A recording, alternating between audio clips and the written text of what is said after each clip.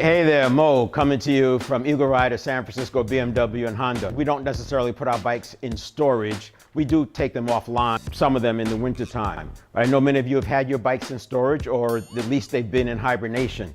So as you're thinking about taking those bikes out to get on the road, there's two areas I think are most important from my perspective. One is taking care of your battery and your fuel. Now, the fuel is simple. You want to put stable in there at the beginning of the season. The last time you ride the bike, fill it up with gas all the way to the top so there's not so much air in the tank, and put stable in there. It only takes a little bit. That keeps the fuel from deteriorating. If you didn't do that a few months ago, and you have the opportunity to get some of the gasoline out of your motorcycle tank and say put it in your car where it's going to have less of an impact, that would be a good idea. The other thing you could do is run some injector cleaner. I have seen some vehicles that are so well tuned that the bad gas that's been sitting, the bike, it won't even run. For most street bikes, you're not going to have that problem. The other area is actually going to save you some money. Now, you can go through a battery every single year if you don't do this right. If you did not charge your battery during the season, please, before you start your bike, charge your battery. The easiest way you can hurt a battery is to push the starter button when the battery is near dead or very weak. You'll literally destroy a cell or two, and once you destroy that cell, the battery won't hold a charge. So, before the typical thing we do, right? You walk up, you put the key, and you want to see if the battery's okay. You turn it on, you push the starter button. You go, You've just done the battery in right there. Don't even do that. Leave the key alone. Put the battery on a tender. Let it fully charge. Then go and start the bike. That will save your battery, and then it'll continue to have a charge. Ideally, what we do, we don't keep our bikes on a tender all off season.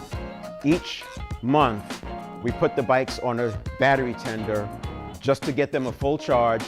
And once it's a full charge, we disconnect it. 30 days later, we do it again. So we just cycle through all the bikes, and that works just fine. We can get 50,000 miles out of a battery, no problem at all. You don't do those things, you'll be buying a battery every year or more often. It's a good time to take a look at your chain.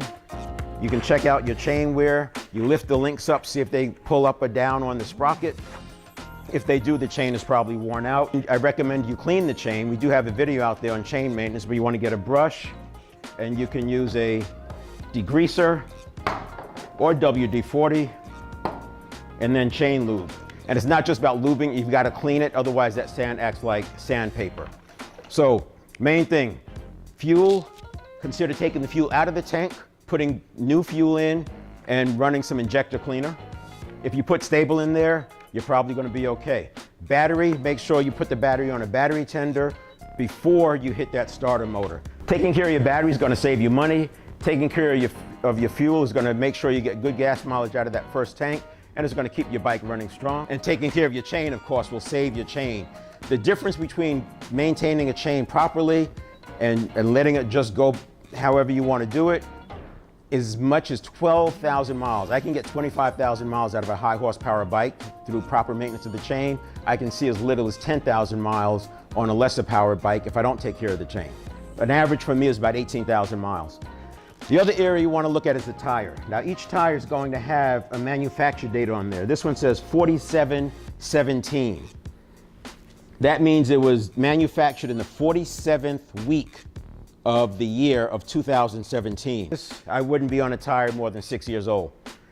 That's the one thing that's between you and the ground, right? It's the only thing touching the ground, and the contact patch is the size of your palm, so take care of your tires. Check your manufacturer date. It's a good thing to do before you put your bike on the road. Check your brakes. One more thing to look at, make sure that the pad material is at least 50% of the plate, and if it's less than 50%, it's time to replace them. That's it. Be safe out there.